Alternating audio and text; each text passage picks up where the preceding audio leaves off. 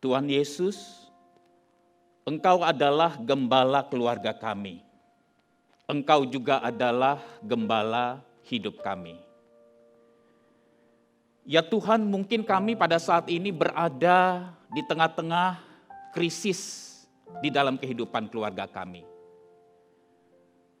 Ada konflik-konflik yang tidak terselesaikan, ada kepahitan, luka hati yang terjadi di dalam relasi suami istri, di dalam relasi orang tua dan anak. Kadang-kadang kami ya Tuhan lelah secara emosional, dengan masalah-masalah yang silih berganti di dalam kehidupan keluarga kami. Mungkin juga ya Tuhan pada saat ini kami sudah memiliki kasih yang dingin, yang tawar terhadap pasangan kami. Bahkan mungkin mengalami kematian hubungan, kematian relasi.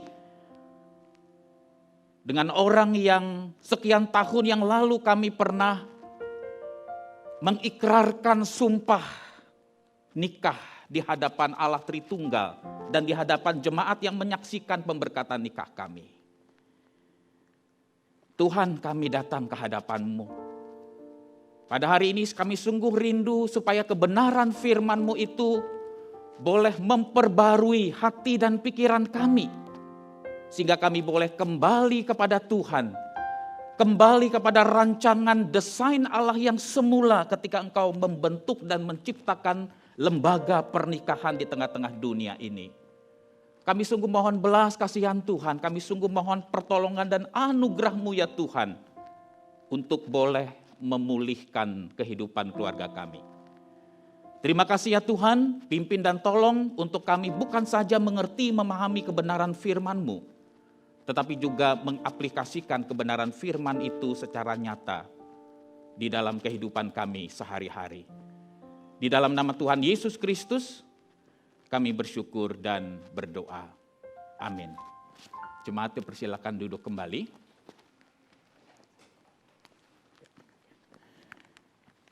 Salam Bapak Ibu, Saudara-saudara yang dikasihi oleh Tuhan Yesus Kristus. Pada saat ini saudara, saya ingin mengajak kita untuk sama-sama merenungkan dan membaca satu bagian firman Tuhan yang terambil dari Kolose pasal yang ketiga. Kolose pasal yang ketiga ayat 18 sampai 21.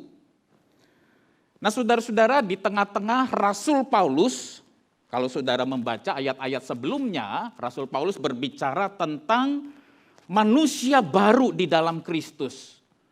Manusia baru yang sudah ditebus, yang memiliki nilai-nilai hidup yang baru. Maka di dalam konteks itulah Rasul Paulus memberikan perintah ini, yaitu sebagai manusia baru di dalam Kristus, maka seharusnya kita pun juga saudara memiliki nilai-nilai relasi yang baru di dalam kita memperlakukan anggota keluarga kita. Saya ingin mengajak kita untuk sama-sama membaca bagian ini, Kolose pasal yang ketiga ayat 18 sampai yang ke-21. Demikianlah firman Tuhan.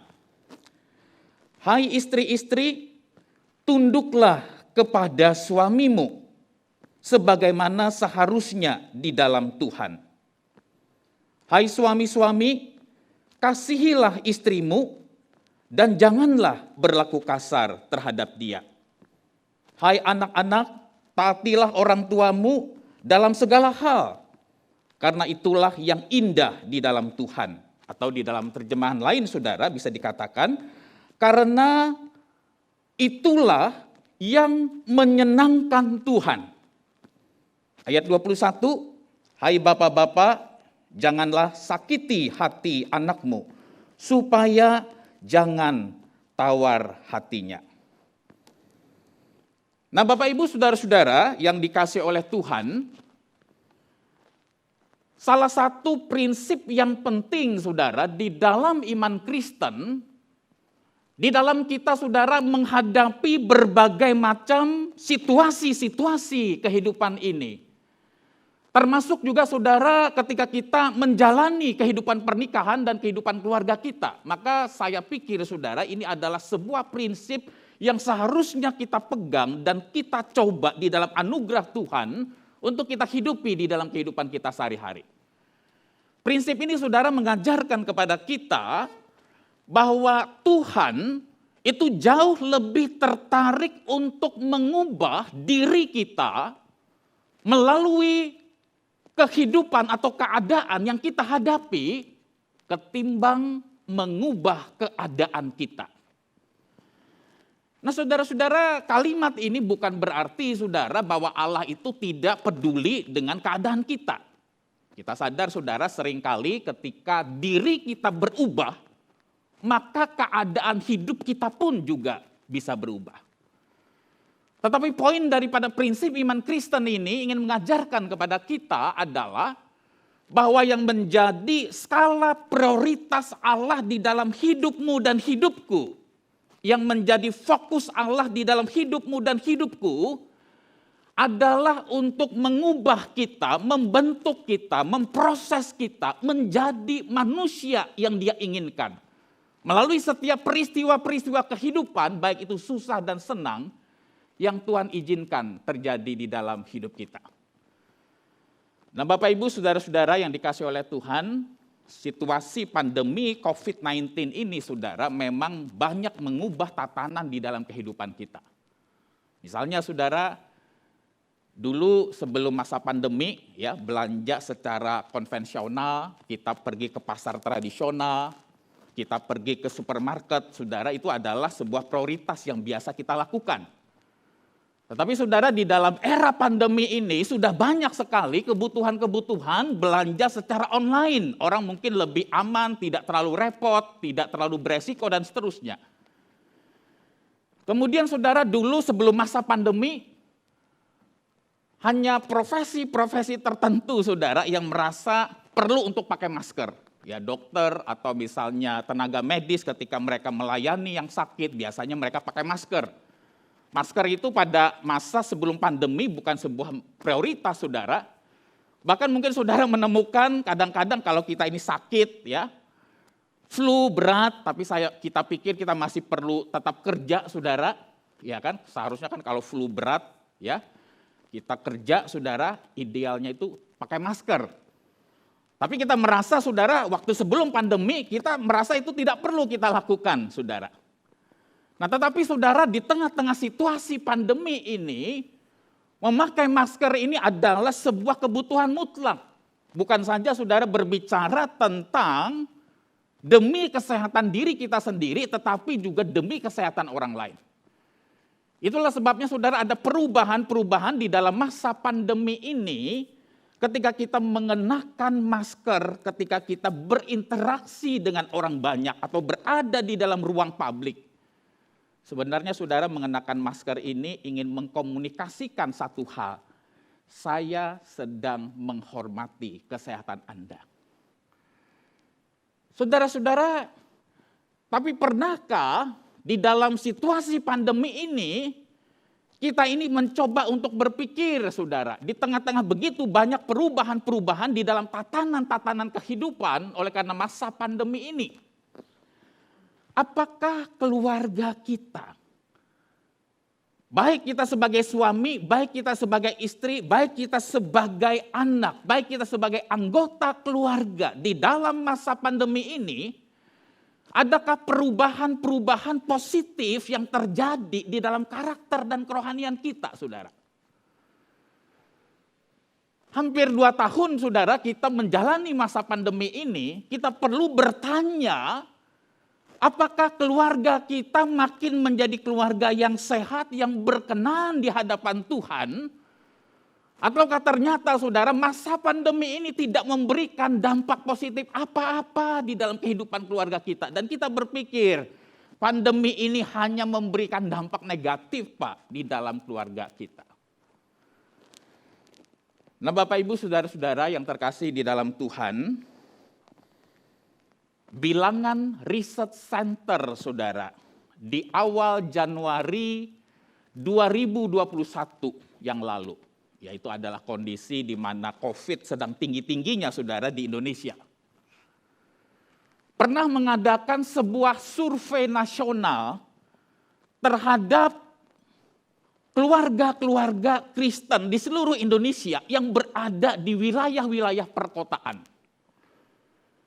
Dan survei yang dilakukan oleh Bilangan Research Center ini, saudara, dilakukan terhadap 1.137 keluarga Kristen. Dari sekian banyak pertanyaan-pertanyaan yang diajukan adalah salah satu pertanyaan yang mereka tanyakan kepada 1.137 responden atau keluarga Kristen yang ada di wilayah perkotaan itu adalah, bagaimana saudara melakukan persekutuan keluarga atau mesbah keluarga? Apakah keluarga-keluarga Kristen ini di dalam masa pandemi ini lebih banyak menyediakan waktu, misalnya suami, istri, anak-anak berkumpul bersama, belajar firman, mendiskusikan firman, sharing bersama, saling mendoakan satu dengan yang lain?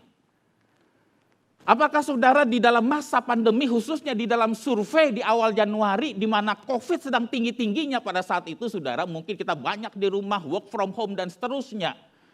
Apakah banyak di rumah ini membuat keluarga-keluarga Kristen itu lebih mencintai Tuhan, lebih banyak waktu untuk rekat satu dengan yang lain sebagai anggota keluarga?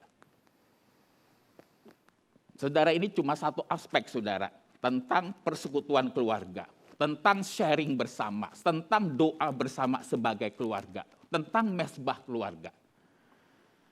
Hasil survei ini, saudara, mengatakan seperti ini.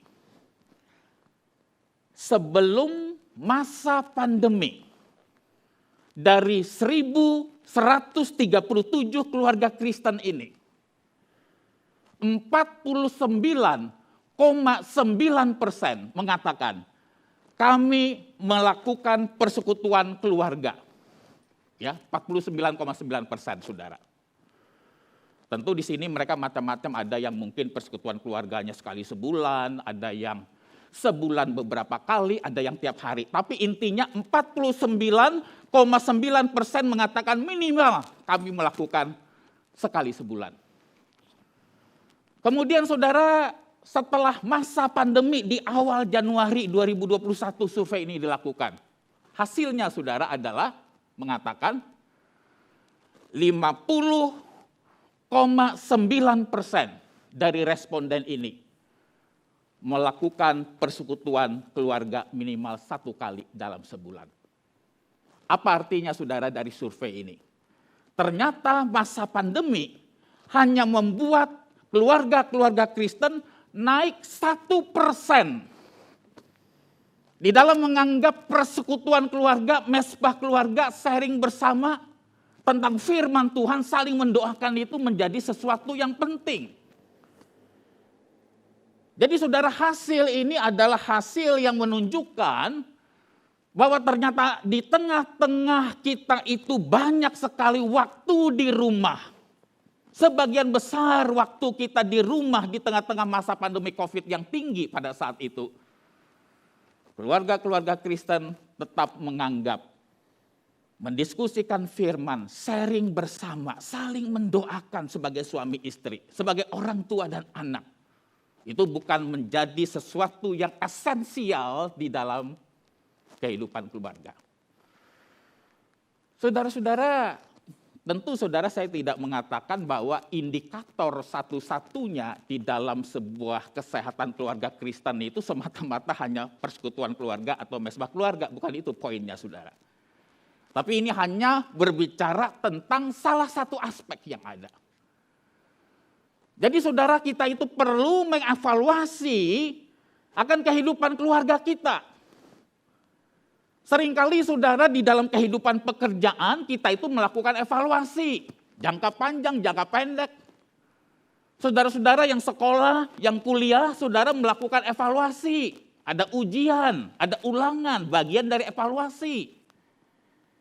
Tapi sayangnya saudara, kita itu tidak pernah tertarik untuk jujur dan terbuka mengevaluasi kerohanian dan kehidupan keluarga kita di hadapan Tuhan. Nah, saudara-saudara yang terkasih di dalam Tuhan, memang tidak ada, saudara, keluarga yang sempurna atau ideal. Setiap anggota keluarga, engkau dan saya, kita itu adalah orang-orang yang berdosa. Kita itu mungkin saudara membawa luka-luka emosional atau luka-luka psikis yang belum terselesaikan sampai dengan saat ini. Akibat apa? Mungkin oleh karena pola asuh yang salah. Mungkin oleh karena kita saudara pernah dibully di dalam lingkungan, di dalam keluarga kita. Dan luka-luka itu terbawa sampai dengan sekarang, mempengaruhi kita ketika kita berelasi dengan pasangan kita, maupun juga berelasi terhadap anak-anak kita. Bapak, Ibu, saudara-saudara yang terkasih di dalam Tuhan, ketika kita saudara berada di kantor, di tempat kerja kita, ketika kita saudara berada misalnya di dalam gereja atau di ruang lingkup pelayanan, mungkin ada hal-hal yang bisa kita sembunyikan, ada hal-hal yang bisa kita poles di dalam kehidupan kita. Pernah enggak saudara menemukan ada keluarga-keluarga tertentu, atau suami kah, atau istri, atau siapapun juga saudara. Kalau misalnya di gereja ketika berhadapan dengan orang begitu ramah, begitu sopan, begitu halus tata bahasanya, begitu hati-hati kalau ngomong ke orang. Tetapi hal yang sama tidak dilakukan di dalam kehidupan keluarga. Ngomong dengan istri sesukanya, ngomong dengan suami sesukanya, ngomong dengan anak sesukanya. Dan di sini kita melihat ada standar ganda yang kita miliki di dalam memperlakukan keluarga sendiri dan memperlakukan orang lain. Bapak, Ibu, saudara-saudara yang dikasihi oleh Tuhan, keluarga kita, saudara, suami kita, istri kita, anak-anak kita, mereka adalah orang yang paling dekat, yang paling mengenal kita. Mereka yang paling tahu tentang diri kita. Di hadapan orang banyak, di dalam gereja, di dalam pekerjaan, di kantor saudara, mungkin banyak hal yang bisa kita tutupi, kita poles di dalam diri kita. Tetapi saudara, ketika kita hidup di tengah-tengah keluarga, berinteraksi sehari-hari dengan orang-orang terdekat kita, sulit sekali untuk kita berpura-pura di hadapan mereka. Itulah sebabnya saudara, saya setuju dengan perkataan dari E.T. Robertson, seorang pengkhotbah dan pengajar dari Southern Baptist, yang mengatakan seperti ini. Bagaimana kita memperlakukan keluarga dan orang lain, itu adalah merupakan bukti final bagaimana kualitas relasi kita dengan Kristus. Saudara ingin tahu kualitas rohani seseorang bukan dilihat dari hebatnya dan banyaknya aktivitas pelayanan yang dia lakukan. Saya bukan mengatakan saudara pelayanan tidak penting. Karena itu pun juga adalah bagian dari ekspresi kasih kita kepada Tuhan. Saudara ingin tahu bagaimana kualitas rohani seseorang bukan saudara dilihat dari hebatnya, dari luar biasanya, pelayanan-pelayanan rohani dan aktivitas-aktivitas rohani yang dia lakukan. Tetapi pertama-tama dilihat adalah bagaimana dia memperlakukan keluarganya sendiri dan juga memperlakukan orang lain. Saudara-saudara yang dikasihi oleh Tuhan, ketika kita saudara membaca Kolose pasal yang ketiga ayat 18 sampai 21 ini saudara, ini adalah berbicara tentang bagaimana seharusnya sikap dan relasi antara suami dan istri dan juga di dalam relasi orang tua dan anak. Nah, di dalam bagian ini saudara, di dalam ayat yang ke-18 dikatakan, hai istri-istri, tunduklah kepada suamimu sebagaimana seharusnya di dalam Tuhan. Ya, ini buat istri dulu saudara, ya jangan senang dulu suami-suami, nanti suami punya bagiannya di ayat 19. Saudara-saudara, tunduk di sini saudara bukan berarti seorang istri itu memiliki ketaatan yang membabi buta terhadap suaminya. Apapun yang diperintahkan suaminya, bahkan perintah-perintah yang mungkin tidak sesuai dengan kebenaran firman Tuhan, Ya saya sebagai istri kan ayat ini bilang, Pak saya harus taat sepenuhnya, harus tunduk kepada suami saya. Bukan itu saudara. Ketundukan istri terhadap suami ada batasnya, yaitu selama perintah atau kehendak dari suami itu tidak melanggar prinsip kebenaran firman Tuhan. Ketundukan istri terhadap suami itu juga bukan berarti saudara suami itu boleh sesuka hatinya, sewenang-wenang terhadap istrinya, bukan itu. Itulah sebabnya di dalam ayat yang ke-19 saudara di situ dikatakan, hai suami-suami kasihilah istrimu dan jangan berlaku kasar kepada dia. Ketundukan istri terhadap suami itu sebenarnya didasarkan saudara oleh prinsip ciptaan yang dari sejak semula Allah memang di dalam menciptakan segala sesuatu. Dia menetapkan pria laki-laki menjadi kepala atas istrinya. Nah Bapak Ibu saudara-saudara yang dikasihi oleh Tuhan, istri tunduk kepada suami. Ya, saya suka saudara dengan penafsiran dari pendeta Dr. John Stott mengatakan istilah ketundukan atau ketaatan istri terhadap suami. Itu jangan dibayangkan saudara seperti bos dengan karyawan. Ya, bos dengan karyawan kan juga harus tunduk juga saudara karyawan. Tapi relasi suami istri itu bukan seperti relasi antara bos dan karyawan. Pendeta Dr. John Stott juga mengatakan ketundukan istri terhadap suami itu juga bukan seperti relasi antara orang tua dan anak. Sekalipun relasi antara bos dan karyawan, tuan dan hamba, relasi antara orang tua dan anak itu juga melibatkan unsur ketundukan dan ketaatan. Tetapi sekali lagi saudara, relasi suami istri itu adalah relasi yang begitu spesial, yang begitu khusus, yang begitu intim. Sehingga saudara di dalam Efesus pasal yang kelima itu, relasi suami istri di dalam pernikahan itu digambarkan, diilustrasikan seperti relasi antara Kristus dengan jemaatnya, dengan gerejanya. Nah, Bapak Ibu saudara-saudara yang terkasih di dalam Tuhan, kalau kita saudara membaca Kejadian pasal 1 ayat 26 sampai dengan 27. Di situ jelas sekali dikatakan baik pria dan wanita keduanya diciptakan menurut gambar dan rupa Allah. Suami menjadi kepala atas istri. Di dalam konteks pernikahan saudara itu bukan berarti bahwa harkat dan derajat wanita jauh lebih rendah jika dibandingkan dengan pria. Bukan saudara. Allah menciptakan pria dan wanita itu seharkat, semartabat, derajatnya sama, sama mulianya di mata Tuhan. Pria dan wanita dua-duanya adalah pribadi yang diciptakan menurut gambar dan rupa Allah. Tetapi saudara, ada perbedaan peran dan tanggung jawab yang dimainkan oleh seorang pria dan wanita khususnya di dalam konteks pernikahan dan keluarga. Dan inilah yang ditekankan di dalam bagian ini.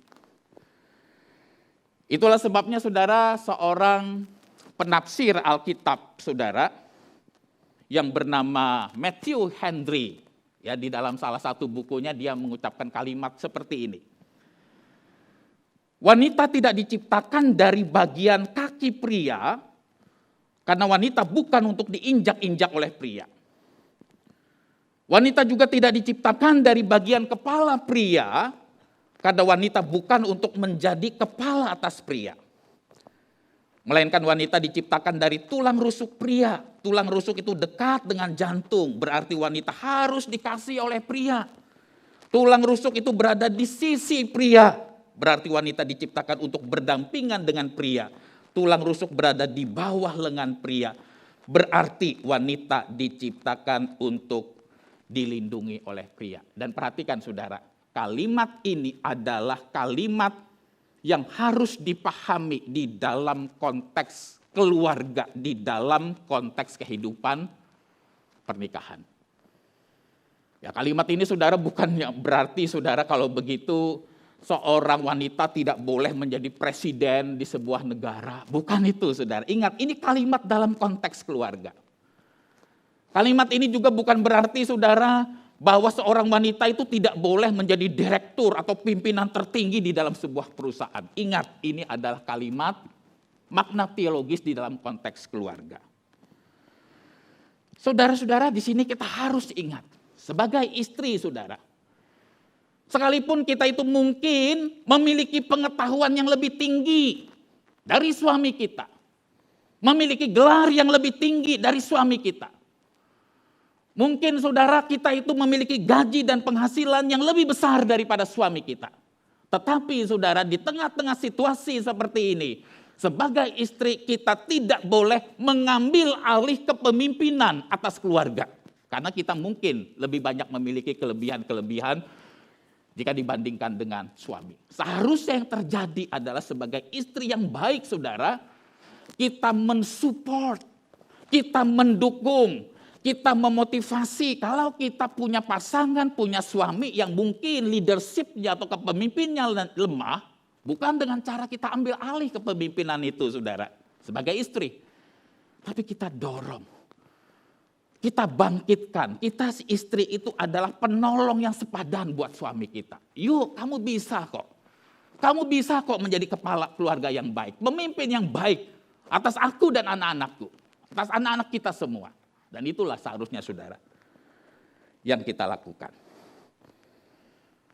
Saudara-saudara yang terkasih di dalam Tuhan, ketika kita saudara membaca ayat yang ke-18 dan yang ke-19, di situ dikatakan, hai istri-istri tunduklah kepada suamimu. Hai suami-suami kasihilah istrimu. Nah saudara, di sini kita menemukan ada dua kata kerja, yaitu kata kerja tunduk dan kata kerja mengasihi. Dan kalau kita memperhatikan, menganalisa baik-baik dua buah kata kerja aktif di dalam ayat 18 dan 19 ini saudara, kata tunduk dan mengasihi itu adalah sesuatu yang bersifat selfless dan bukan selfish. Kata kerja tunduk dan mengasihi saudara adalah sesuatu yang hanya bisa dilakukan di dalam konteks penyangkalan diri, pengorbanan diri. Tidak mungkin seseorang itu bisa patuh, bisa tunduk, bisa mengasihi orang lain tanpa melibatkan penyangkalan diri dan pengikisan keegoisan diri. Saudara-saudara yang terkasih di dalam Tuhan, kepemimpinan suami terhadap istri itu adalah kepemimpinan yang didasarkan di dalam kasih dan pengorbanan. Itulah sebabnya di dalam Efesus pasal yang kelima ayat 22 dan seterusnya saudara, di situ diberikan analogi, ilustrasi bahwa kasih suami terhadap istri itu adalah seperti seharusnya kasih antara Kristus dengan jemaatnya. Kristus yang rela berkorban, Kristus yang rela menderita, Kristus yang menyerahkan dirinya untuk kebaikan dan keselamatan jemaatnya. Dan itulah yang juga harus dilakukan oleh suami terhadap istrinya. Kepemimpinan kita saudara bukan kepemimpinan yang didasarkan kepada paksaan apalagi ancaman. Kalau kamu nggak tunduk ya sama saya, enggak, saya kasih lagi uang untuk pergi ke salon. Oh bukan saudara, itu bukan kepemimpinan didasarkan kepada kasih. Itu kepemimpinan yang didasarkan kepada paksaan dan ancaman. Dan itu bukan kasih. Saudara-saudara, pada saat istri belajar untuk tunduk dan taat kepada suaminya saudara, maka percayalah suami itu akan lebih mampu untuk mengasihi istrinya dengan baik. Demikian juga sebaliknya saudara, pada saat kita sebagai suami secara aktif mengasihi istri kita, maka secara otomatis, secara natural saudara, ada kecenderungan istri yang dikasihi dengan baik oleh suaminya. dia pun akan lebih mudah untuk tunduk dan patuh kepada suaminya. Saudara-saudara, ketundukan istri terhadap suami, saudara, di sini kita perlu berhati-hati, ya, bukan berarti suami itu menjadi suami yang otoriter. Ya, Pendeta Paul Gunadi, saudara, mengatakan di dalam salah satu bukunya, salah satu bentuk kasih daripada suami terhadap istri itu bukan hanya mencukupkan kebutuhan-kebutuhan fisik, tetapi juga kebutuhan-kebutuhan psikis, kebutuhan emosional dari istri. Yaitu apa? Libatkanlah istri di dalam pengambilan keputusan. Setiap kali sebagai kepala keluarga, setiap kali kita sebagai suami di dalam mengambil keputusan-keputusan, entah itu menyekolahkan anak kita mau di mana, saudara. Mungkin kita mau pindah kerja, mungkin kita mau beli rumah atau apapun juga. Libatkanlah sebanyak mungkin istri untuk memberikan pendapat, untuk memberikan masukan-masukan kepada kita sebagai kepala keluarga. Kalau istri saudara tidak pernah dilibatkan, dan kita nganggap kamu tunggu jadi aja deh, percayakan kepada saya kepala keluarga, nggak akan salah kok membawa keluarga ini. Makin jarang kita melibatkan istri kita di dalam pengambilan keputusan, saudara, dia akan makin merasa terasing, dia akan merasa bukan menjadi pribadi yang dikasihi dan dihargai oleh suaminya. Bapak, Ibu, saudara-saudara yang dikasihi oleh Tuhan,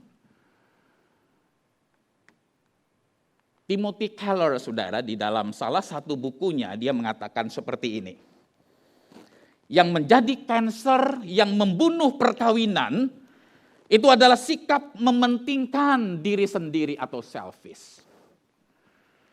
Kita harus ingat, saudara, ketika kita memutuskan untuk menikah dengan seseorang, di sini tidak lagi berbicara tentang kepentinganku dan kepentinganmu, tetapi di sini yang kita bicarakan adalah kepentingan kita bersama. Penghasilan kita bukan lagi ini penghasilanku, ini penghasilanmu. Tetapi ini adalah penghasilan kita bersama. Dan kita mau apakan ini untuk kemuliaan Tuhan. Jadi saudara, kata gantinya bukan lagi mu dan ku, tapi kata gantinya adalah kita. Karena kita sudah hidup bersama. Dalam keluarga kita tidak lagi seperti pacaran dulu, saudara. Sebelum menikah kita itu bisa suka-suka kita. Mau pulang jam berapapun mungkin gak ada yang ngatur, apalagi kalau kita kos, saudara. Banyak saudara kadang-kadang suami istri hidup satu rumah, hidup satu atap, hidup satu ranjang, tetapi sebenarnya masih berjalan sendiri-sendiri. Suami arah geraknya kemana, istri arah geraknya kemana. Suami berbeda di dalam mendidik dan memperlakukan anak-anaknya. Saudara-saudara, ini adalah sesuatu PR di dalam kehidupan keluarga kita yang perlu kita tata, yang perlu kita evaluasi dengan serius di hadapan Tuhan. Nah, Bapak, Ibu, saudara-saudara yang terkasih di dalam Tuhan. Hanya ketika saudara kita itu bisa menjalankan peran dan tanggung jawab kita dengan baik. Sebagai istri, peran kita adalah tunduk patuh kepada suami kita, menjadi penolong yang sepadan buat dia.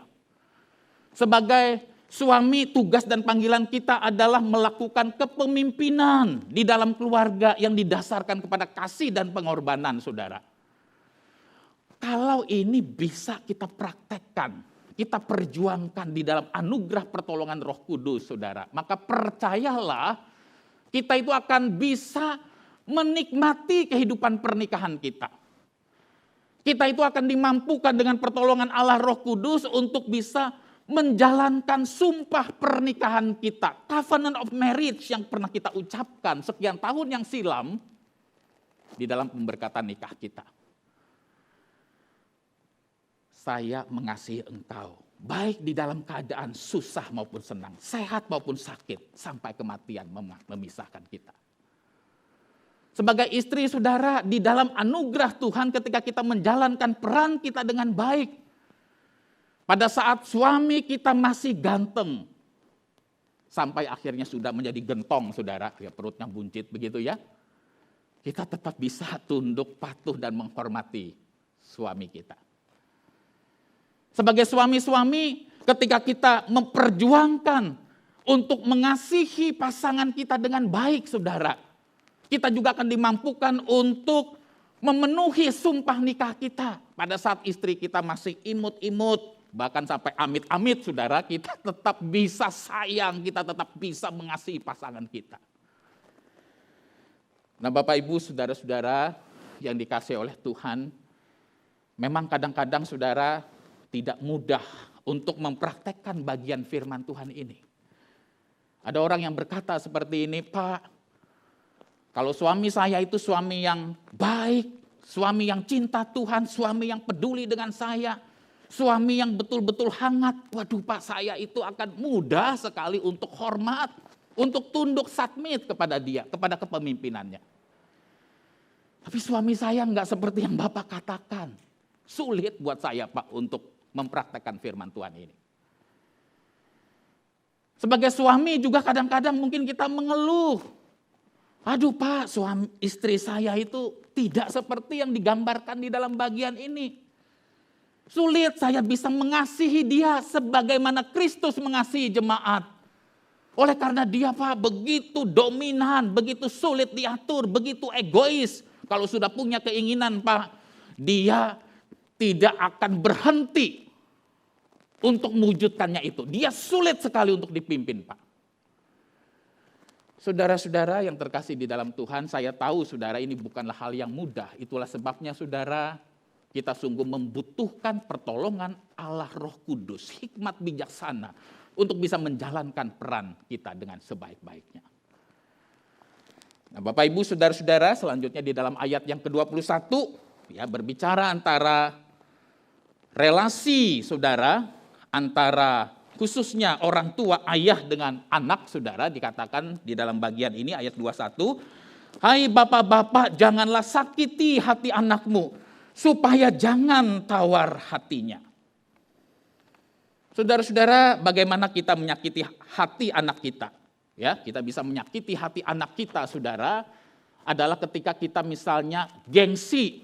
Kita tidak pernah minta maaf kepada anak kita. Kita merasa yang minta maaf itu harusnya adalah yang rendah ke bawah, rendah ke atas.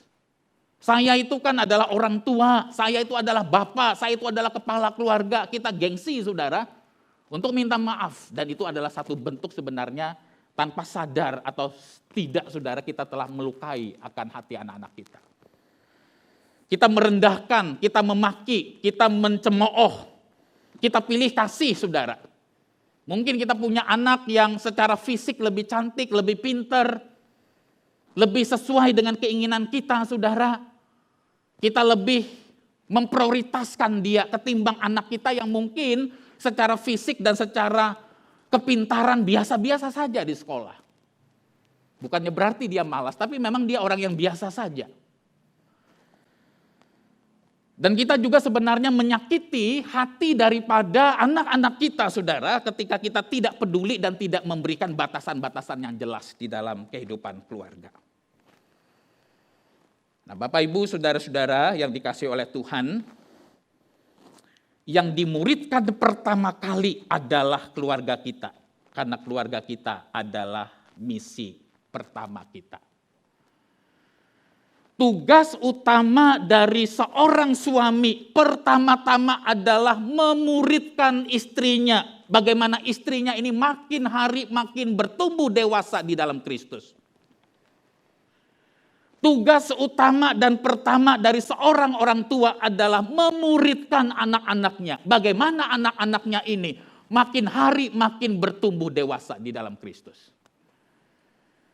Tapi sayangnya saudara, kita ini sebagai orang tua, kita ini sebagai kepala keluarga, sering menggunakan yang namanya outsource discipleship. Di mana kita melemparkan tanggung jawab pemuritan itu kepada sesuatu di luar keluarga kita. Aduh Pak, kalau urusan yang namanya mesbah keluarga, yang urusan yang namanya mengajarkan firman Tuhan, yang urusan bagaimana cara mendidik anak berdoa, menyadari kebutuhannya akan Tuhan dan firman itu Pak bukan bagian saya bukan ahlinya, saya nggak bisa Pak. Udahlah saya serahkan aja deh kepada guru-guru agama di sekolah. Saya serahkan aja deh kepada guru-guru sekolah minggu dan kepada pendeta di gereja.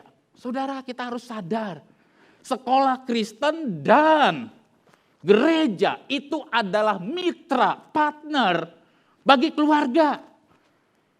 Dan bukan tugas mereka untuk menggantikan peran utama kita sebagai kepala keluarga dan peran utama kita sebagai orang tua untuk memuridkan anak-anak kita untuk hidup mengasihi Tuhan dan bertumbuh makin serupa dengan Kristus.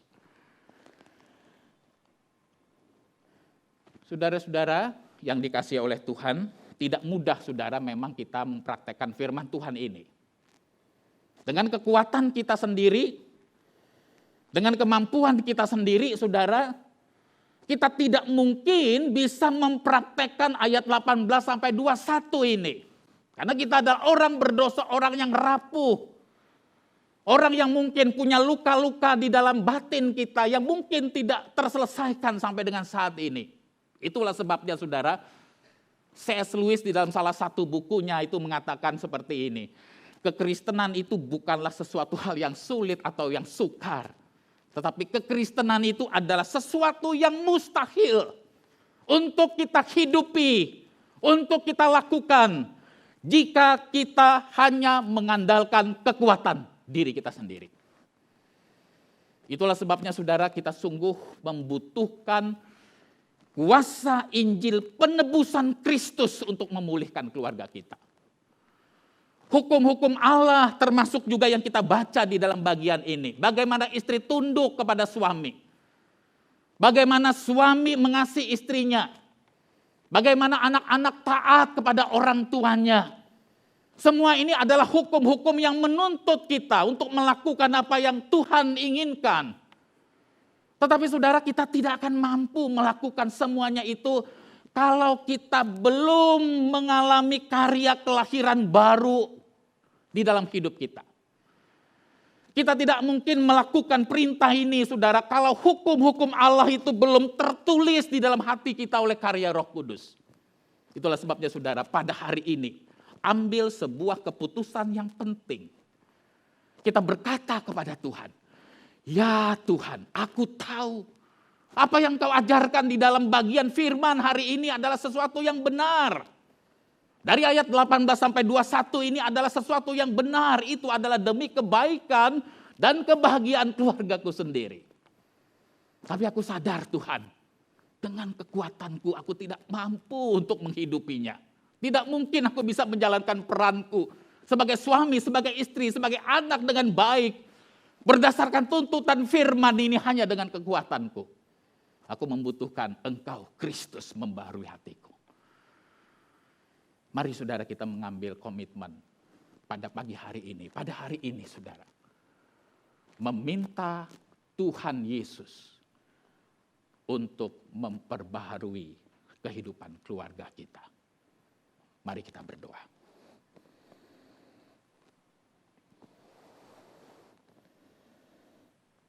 Ya Tuhan, perbaruilah kehidupan keluarga kami.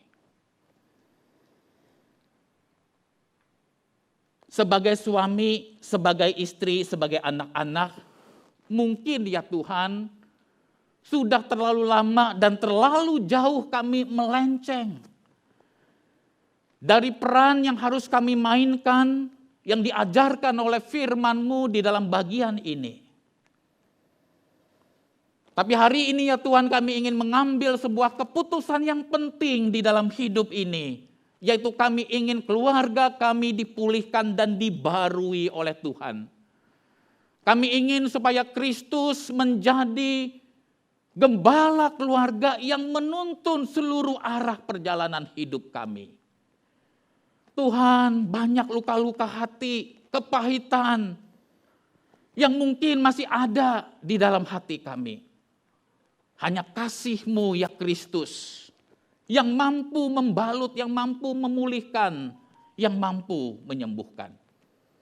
Perbaruilah ya Tuhan keluarga kami. Karena kami percaya di dalam Engkau ada pengharapan dan jalan keluar. Demi nama Yesus Kristus Tuhan kami bersyukur dan berdoa. Amin.